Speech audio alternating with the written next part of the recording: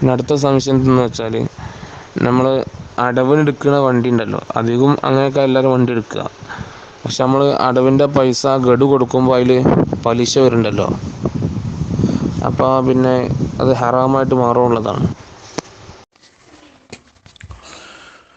വഅലൈക്കും സലാം വറഹ്മത്തുള്ളാഹി വബറകാതുഹു. അള്ളാഹു ഹറാമാക്കിയ റിബ, പലിശ ഒരിക്കലും വരാൻ പാടില്ല. വാഹനമായാലും വീടായാലും ബിസിനസ്സായാലും മറ്റു കച്ചവടങ്ങളായാലും ഏതു വിധത്തിലും അള്ളാഹു നിഷിദ്ധമാക്കിയ റിബ, പലിശ വന്നാൽ അതിൽ ബറക്കത്തുണ്ടാകൂല. അത് വളരെയേറെ ശ്രദ്ധിക്കണം. ദുനിയാവിലും ആഖിറത്തിലും അതിൻ്റെ വലിയ വലിയ കോട്ടങ്ങൾ സംഭവിക്കും. ബറക്കത്തുണ്ടാകൂല, മഹാനാശത്തിന് കാരണമാവുകയും ചെയ്യും.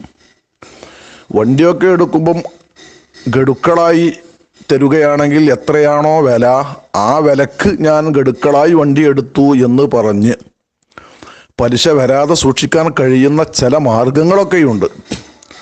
അത് നിങ്ങൾക്ക് പരിചയമില്ല, അടുത്തുള്ള നല്ല ഉസ്താദുമാരുമായിട്ട് ചർച്ച ചെയ്തുകൊണ്ട് അതിൻ്റെ നല്ല ഭാഗങ്ങൾ സ്വീകരിച്ച് നിങ്ങൾക്ക് അമല് ചെയ്യാം. അല്ലാഹു തആല ബറക്കത്ത് നൽകട്ടെ. അസ്സലാമു അലൈക്കും. ഉസ്താദ് ഇതിൻ്റെ മറുപടിയിൽ പറഞ്ഞു, നമ്മൾ അടവിൻ്റെ സന്ദർഭത്തിൽ തന്നെയാണെങ്കിലും പലിശ വരാതെ കൊടുക്കാൻ പറ്റുന്ന ചില രീതികളൊക്കെ ഉണ്ട്. അത് നമ്മൾ ളുർവത്തിൻ്റെ സാഹചര്യത്തിൽ പിടിക്കുന്ന മസായിലിൻ്റെ വകുപ്പിലാണിത് പെടുക. നമ്മൾ ചിലപ്പോൾ മുഅ്തമദിനെതിരായിട്ട് തന്നെ ളുർവത്തിൻ്റെ സാഹചര്യത്തിലുള്ള സാനിയ സാലിസൊക്കെ പിടിക്കേണ്ടി വരും. അങ്ങനത്തെ സാഹചര്യത്തിലുള്ള ഒരു രീതിയിലാണ് ഉസ്താദ് കരുതിയത്. അതൊന്ന് വ്യക്തമാക്കിയാൽ നന്നായി. സാനിയും താലിത്ത് ഒന്നും അല്ല ഹബീബേ. യഥാർത്ഥ നിയമപ്രകാരം തന്നെ നമ്മൾ ഇൻസ്റ്റാളിന് സാധനം എടുക്കണം. മാതിരി ഇൻസ്റ്റാൾമെൻറ്റിന് സാധനം എടുക്കലുണ്ടല്ലോ. അപ്പോൾ വീട്ടിലൊരാളൊരു മാക്സി കൊണ്ടുവന്നു. ആ മാക്സിക്ക് അയാൾ വില പറഞ്ഞത് 300 റുപ്യാണ്. റൊക്കാണെങ്കിൽ 300 റുപ്യ. പക്ഷെ മാസമാണെങ്കിൽ 4 മാസം കൊണ്ട് 100 റുപ്യ വീതം 400 റുപ്യ എന്ന് പറഞ്ഞു.